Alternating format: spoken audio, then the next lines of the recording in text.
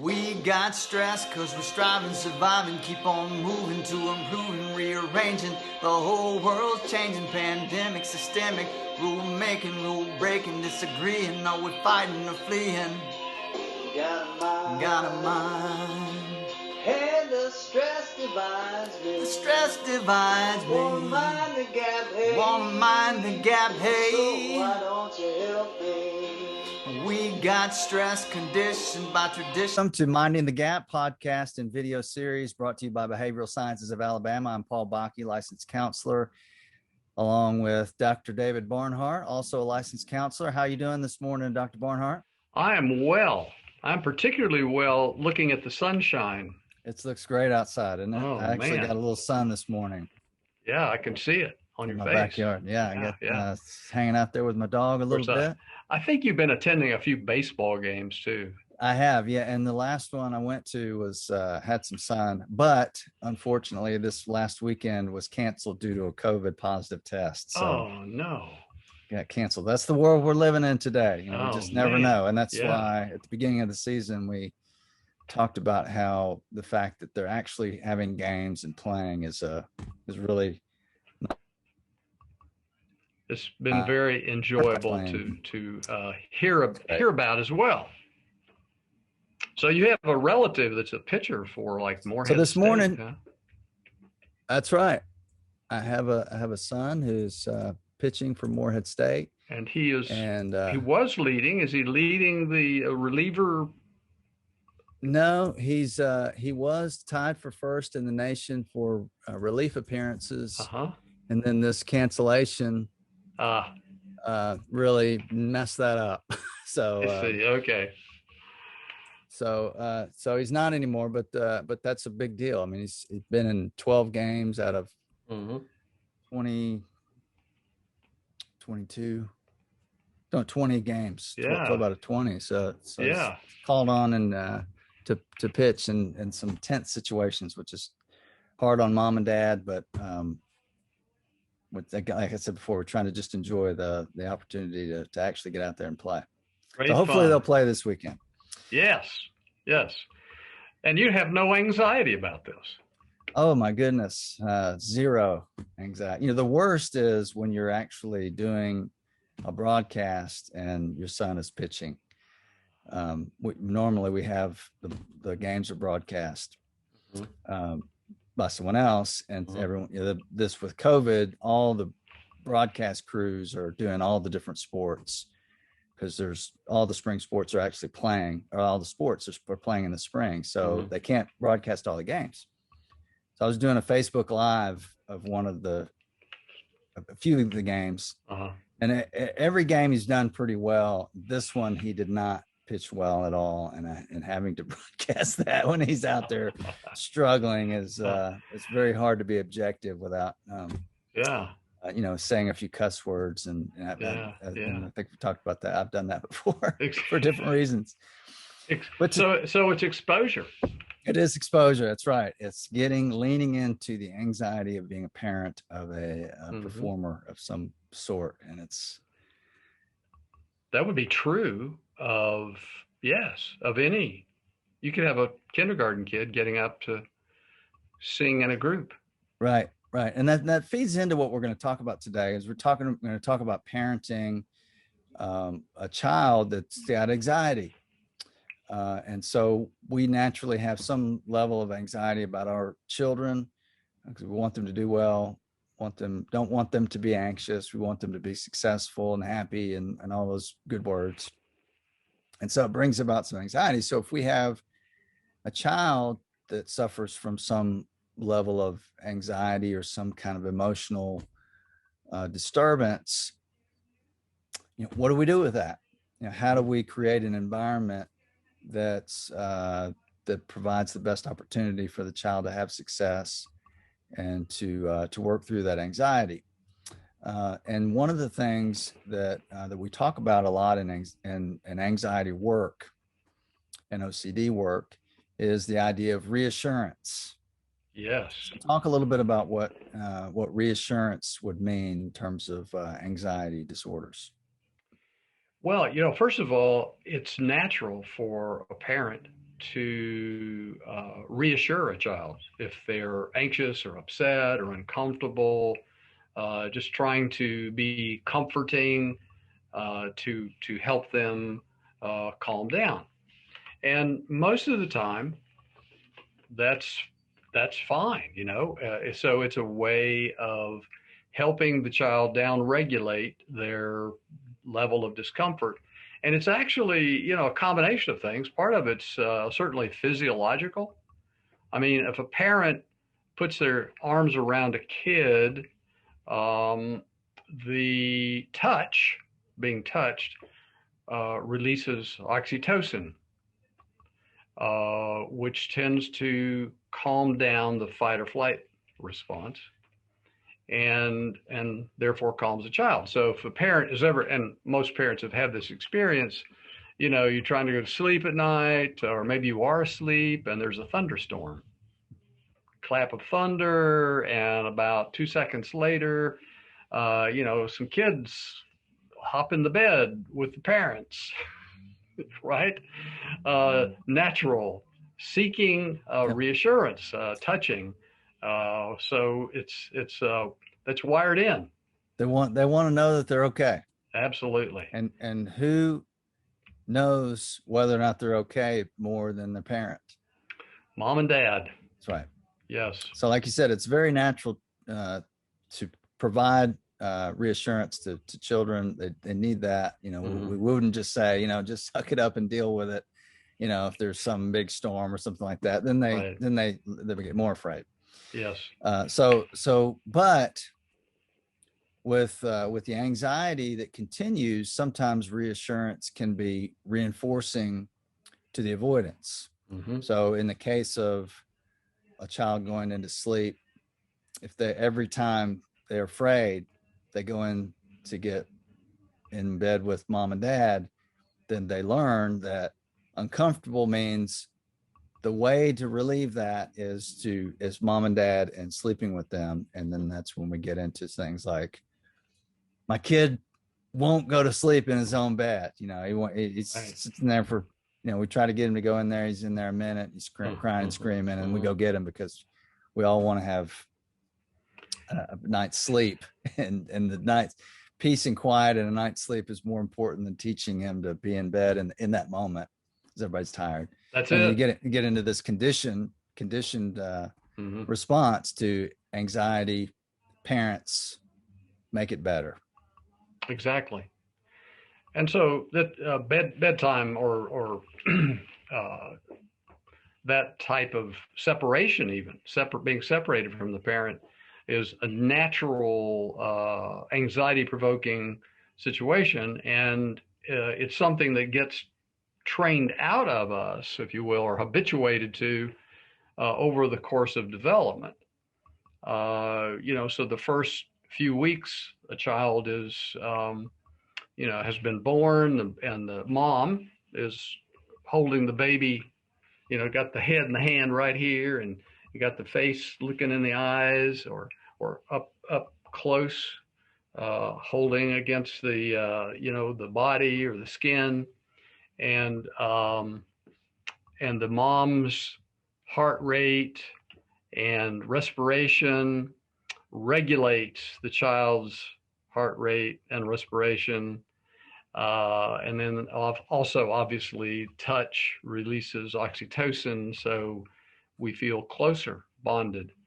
And so the natural tendency then is, if you're separated, you know, you miss that.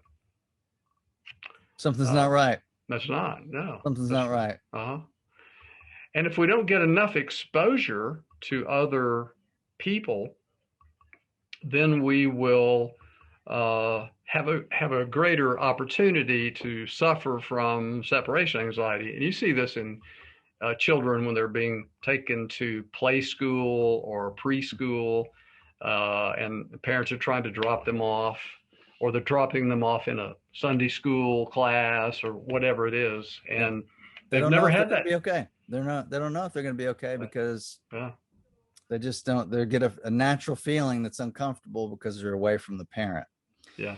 And so the question then becomes, how do you help the child habituate without providing too much reassurance that only gives short-term relief, that creates the dependence on mom's got to tell me I'm okay all the time. Mom's got to do something that makes me okay.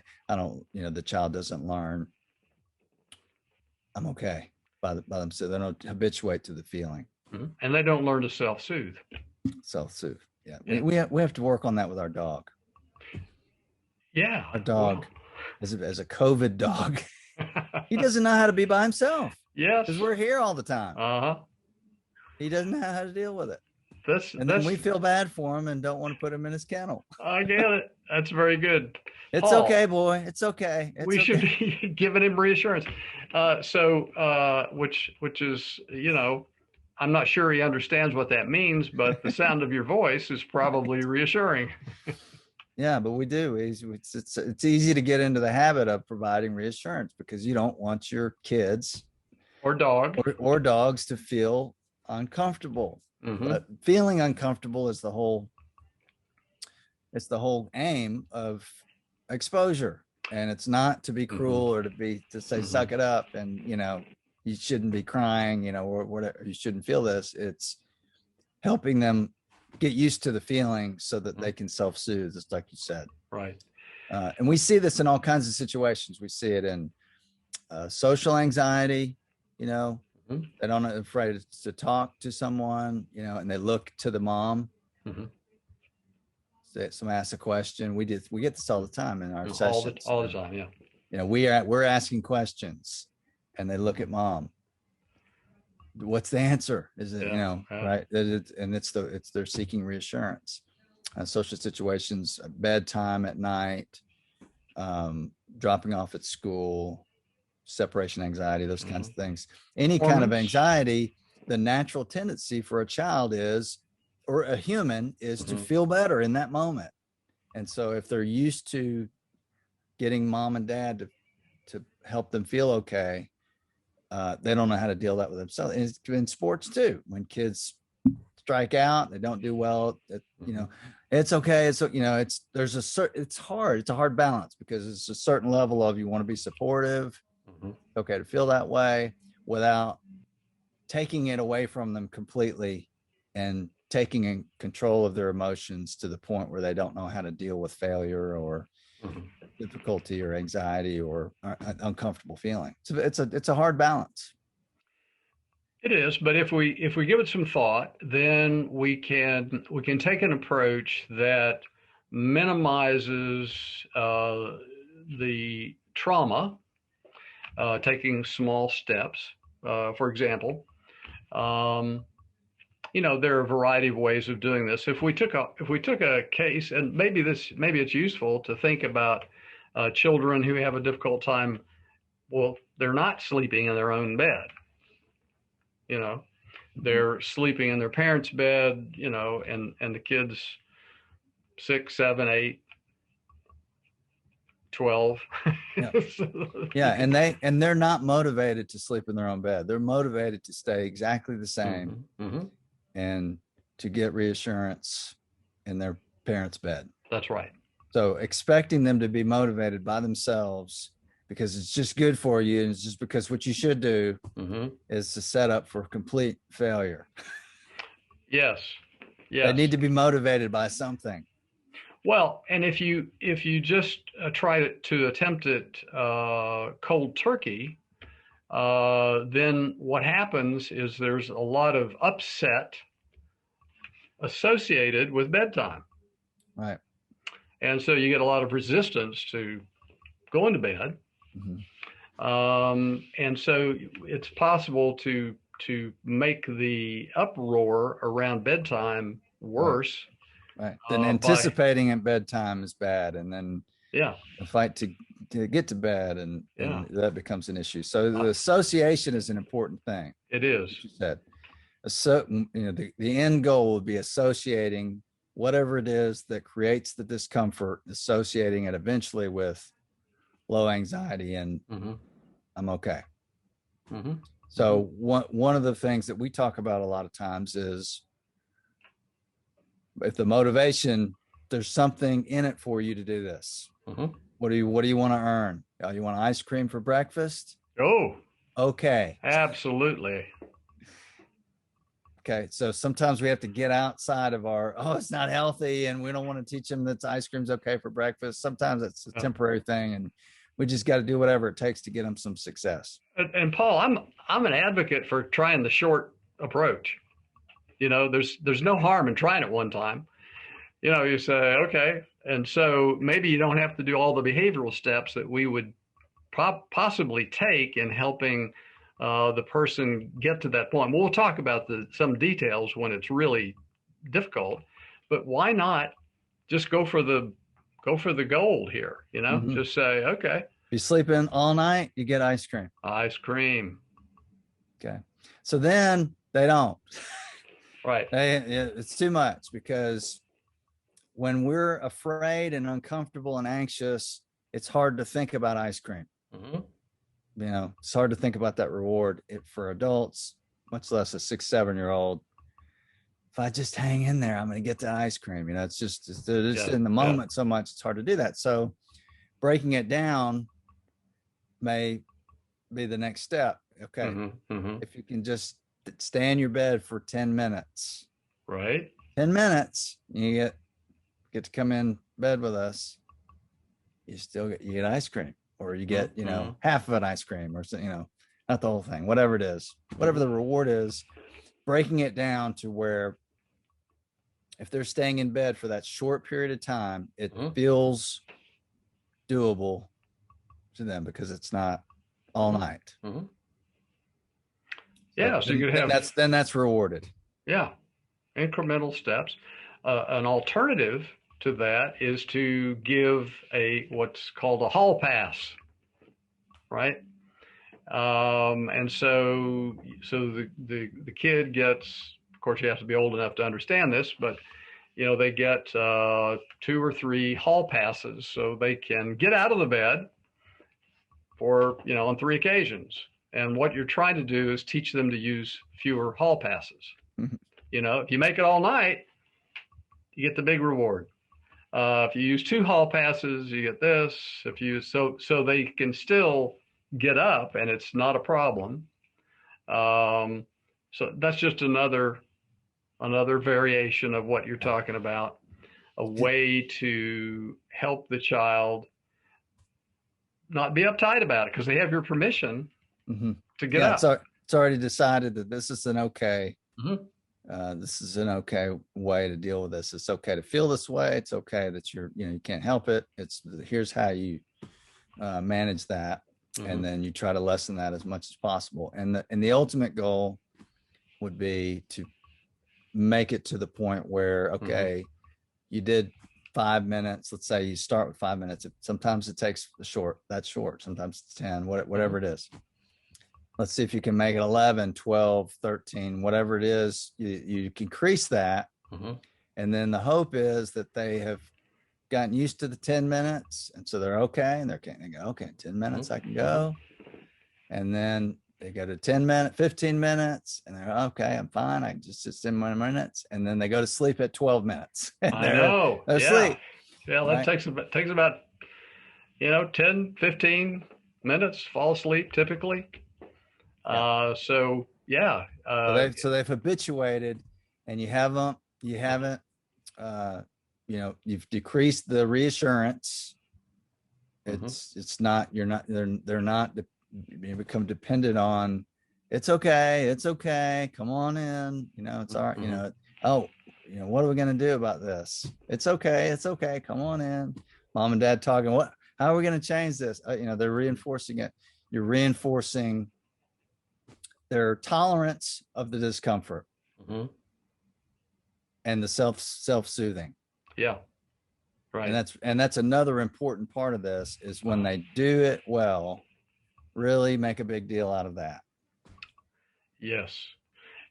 The self-soothing part, that's worthy of maybe a little more discussion. Just for example, just breathing, taking a longer in breath and out breath, so the parent can can actually practice that with the child before you try it, you know. So, and you can even simulate bedtime. You can do practice going to bed in the afternoon, much less of a hassle.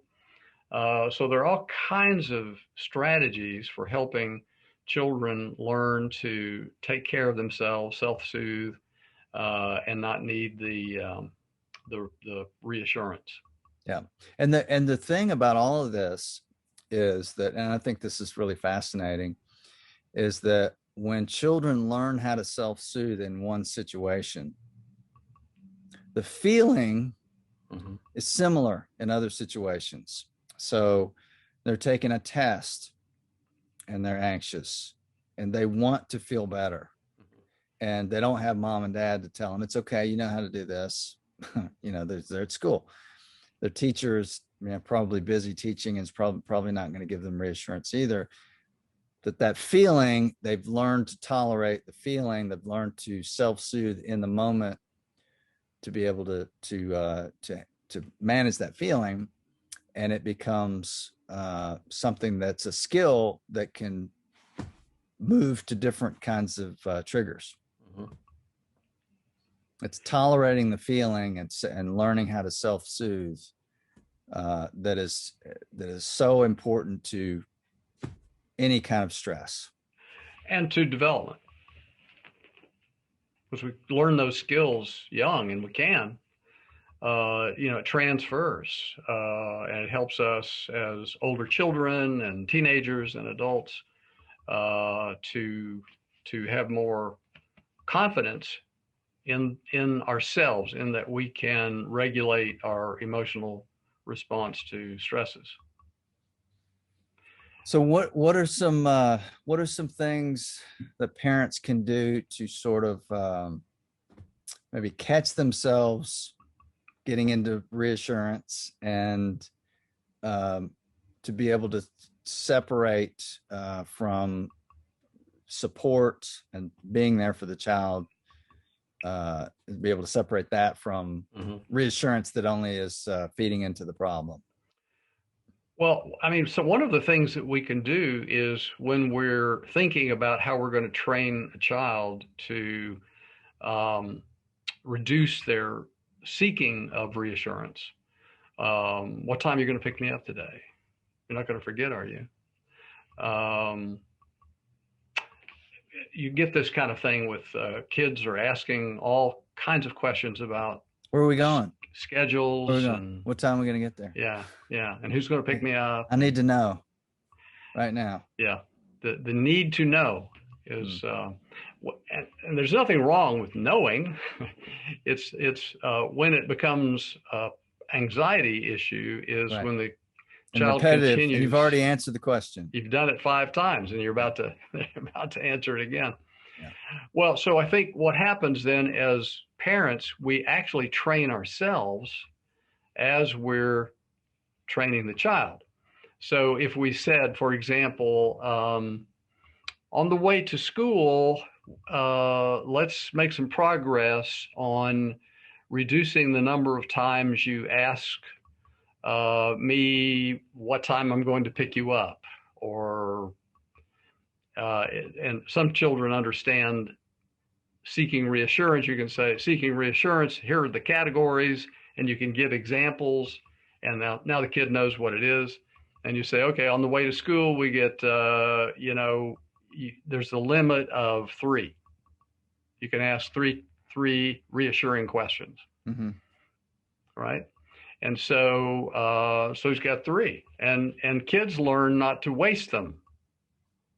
Yeah, just stopping and thinking about, which should I do this? That's, I'll only have any 2 left, right? Well, any time, whether it's a parent trying to decide whether or not they're giving a reassurance, stopping and thinking is the first part of that. It's being able to stop and think, am I providing reassurance? And the number of reassurance questions provides the child the opportunity to stop and think, do I need to use this because I'm only going to have 2 left? And that puts us in the part of our brain that's the problem solver. the decision maker that's less about the feeling. And that's where we want the kids to be. We want them to be in strategy mode. We want them to be in thinking, should I do this? Is this a good idea? As much as possible. And that number is just a simple way of doing that. Yes. And you're helping them because it's part of self-soothing.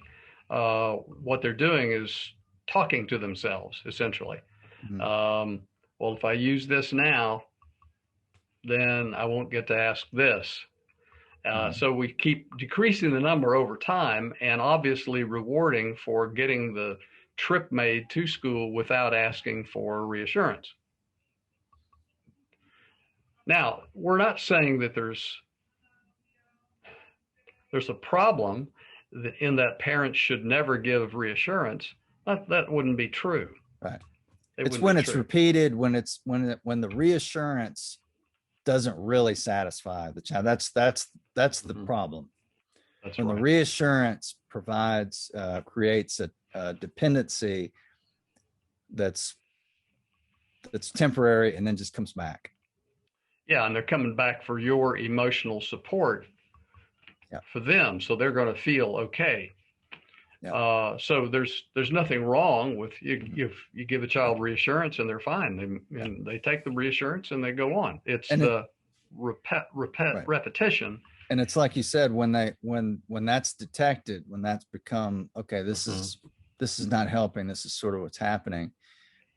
Deciding on the response from the parent is important because you want the child to see that I'm not just ignoring you. I'm not just not answering your question to be mean. We've already talked about this. We've already discussed that I'm here for you. Answering that question is not helping because it's coming back. And so one of the things that we talk to parents about is putting it back on the child. What did we talk about earlier? What do you think about that? Do you think that's a good question to ask? Getting them to think about it. What do you think about it?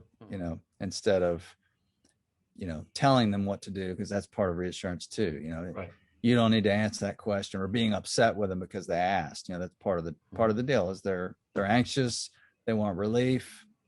It's not a character flaw, like we've said a lot of times. Right. It's not an annoyance to a parent. This is an opportunity to teach my child and be accepting of their problem. Without getting irritated with them. It's how can you respectfully put that back on them, maybe with a question. Yeah, and so it's a collaborative approach to the child's development, and it's good practice because when you ask the child to, what do you think about that? How do you think about that? Or you're encouraging them to use their thinking as a coping strategy. And so they're getting practice. This is really practice for development over time. Very useful training for the child. And also recognition by the parent that this is normal. And part of what you do as a parent is help the child through the steps, through this collaborative approach. Ultimately, you might reduce the number of requests for reassurance to one or none. The child may stop asking what time you're going to pick them up in the afternoon because they understand that you are going to show up because you've been doing it. Yeah, and they've learned to stop asking the question, and they've learned that to tolerate the feeling that goes along with uncertainty. And as we've talked about a lot, it's important to be able to accept uncertainty in life. Yes, it is. to some level, to where we just go, okay, I don't know. I don't know the answer, and I don't need to keep asking because it's only going to make me more upset, more anxious. And that's really the problem with all of it, is that it's designed, the reassurance is a form of, like worry, it's a way to solve the problem and feel better. but ultimately increases anxiety. And that's the thing we're trying to avoid, is to not increase it and not train the child to flip into worst case scenarios when they have uncertainty and anxiety associated with it. Yeah. So okay. Parents can help their children become more anxious, or they can help them become less anxious. That's right. And no parent gets up in the morning and decides, I'm going to make my child more anxious. You know, right. And here's another big part of it. Parents are anxious. Oh, yes. Because parents are anxious about their kids being anxious. And so they want to. So a lot of times our responses as a parent is about our anxiety. Mm-hmm. I don't feel good if I don't answer this question, or if I don't let my child sleep in bed, or if my child is crying and upset and I could have made them feel better. That's a hard one to deal with. Mm-hmm. It's hard to deal with my dog. I don't like when he cries and is upset. I don't like it. That's right. Right. And so in that moment, it's very difficult to to make a decision that's goes against really our nature. Right. And we have empathy. We're empathetic. When somebody's upset, we get a sense of what it is they're feeling. We think that maybe comes from our mirror neurons, our ability to feel or mimic what somebody else is doing. And then our brain responds with a similar feeling. So if a parent tends to be anxious and they're empathetic, then empathy can be a trigger for their anxiety to go higher, which their motivation then would be to do whatever is possible to reduce the child's anxiety to bring their own anxiety down. Apologizing, doing anything to sort of take that feeling away would fall into that category, and it's difficult to resist. So oftentimes when we have children with anxiety, the parent is really working hard on resisting providing reassurance. Asking for hugs a lot, being really clingy is another way the child is looking for reassurance. And so, when you're asking a parent to resist providing a hug, that's a tough one there, so that really needs to be discussed. Like, okay, if that's reassurance, then I'm not rejecting you, I want to hug you all the time, but it's just not helping. This is part of the cycle, and let's reduce that. So, asking permission for a hug or a certain number, it's kind of the same thing, but it needs to be understood that this is to help reduce anxiety. This is not about rejecting and doing something to be mean. And we're talking about kids that have anxiety that reaches the level of what we would term a disorder. So giving kids a hug, giving them some reassurance, obviously that's okay. That's part of what we do. And it's a way of saying, hey, we're here for you, understand. What we're talking about is when it gets to the level that it makes the child less able to function, either to get a good night's sleep, or interferes with the family, or they're unable to be let out to go to school, that kind of thing, because they're too anxious.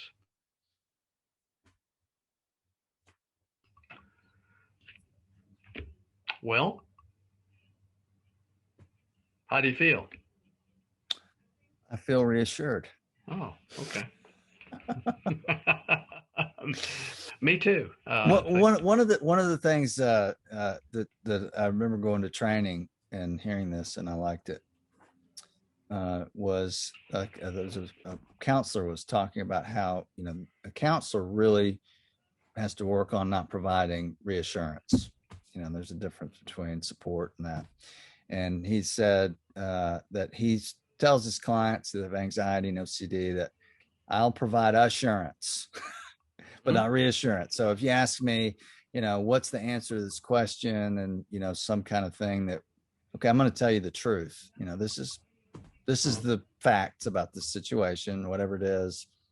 I'm not going to tell you again. I'm not going to continue to tell you it's okay. And we get that with a lot of, people with OCD and kids with OCD. They have these questions that are disturbing, or there's thoughts that come into my mind, and the child is saying, am I okay? Does that mean I'm a bad person? Oh, no, you're not bad. You're not bad. So they're asking this question over and over again. Becomes reassurance. It's not helping. So there's a difference between providing assurance. What did we talk about? Here's the facts about this, and then that's it. I'm not gonna continue to provide that. For me, a lot of times with OCD clients with thoughts, the intrusive thoughts, they ask, "Is that normal? Is that normal? Does that mean I'm a bad person or something like that? Is that explain this to me?" And using my expertise as reassurance. And I know sometimes I have to say, that's, see, you're seeking reassurance there. Yeah, I tried to slip it in on you, right? Exactly. but it's very difficult, because it's just as a human being, as a parent, you want to provide some level of comfort. It's when it gets in the way. Yes. And assurance and telling the truth one time is, that can be kind of a standard to develop. Good advice. But there's so many things that kind of fall into this category with reassurance, and it's not necessarily only to children. Loved ones with OCD or anxiety can create this habit of the person that's the loved one is providing the support and care and comfort all the time, and then it becomes part of the problem. And then where's the loved one out, and the loved one doesn't know where's the line, between rejection and this, I'm not helping. Right. It's difficult. So it takes stopping and thinking. Good place to start. Stopping and thinking. This is, by the way, it's under a category called safety behaviors.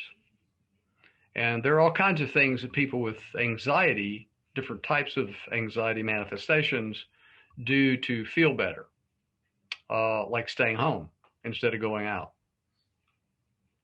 to be social.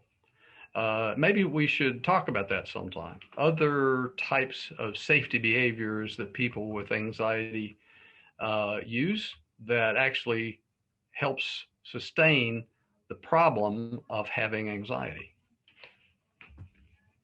We should. There's a host of them. Yes, there is a host.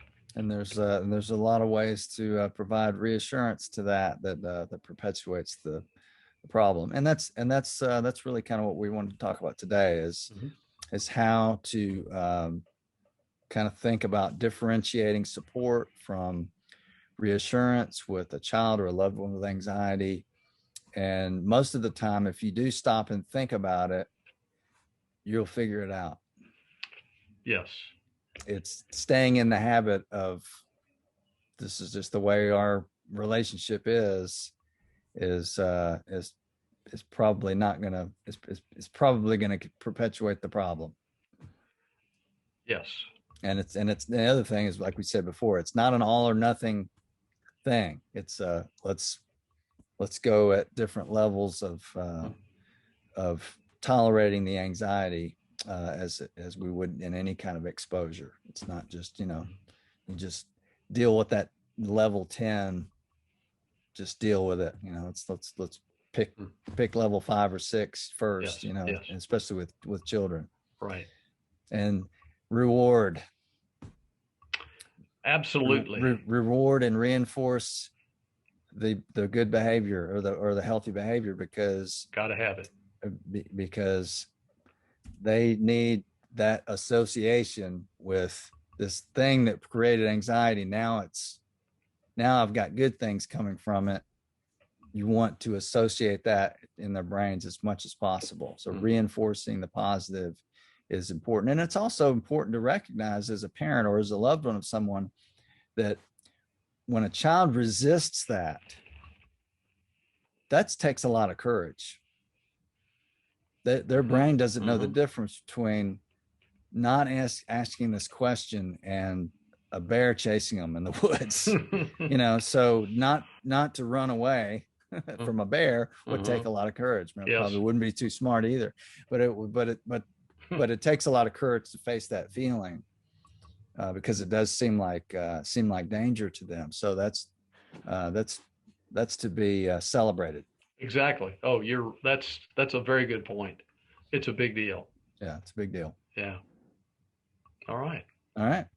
Okay. Well, I think we've covered that. So Okay. we'll get into more safety behaviors on a different episode. We have episodes. We do have episodes. We're in episodes. We have episodic behavior. All right. Well, thanks everybody for tuning in, and please subscribe and comment. We get a comment every once in a while. We like to hear those. Want to hear what everybody wants to hear about, and we will do our best to do that. Sounds good to me. All right. Have a good day. Thank you. You too.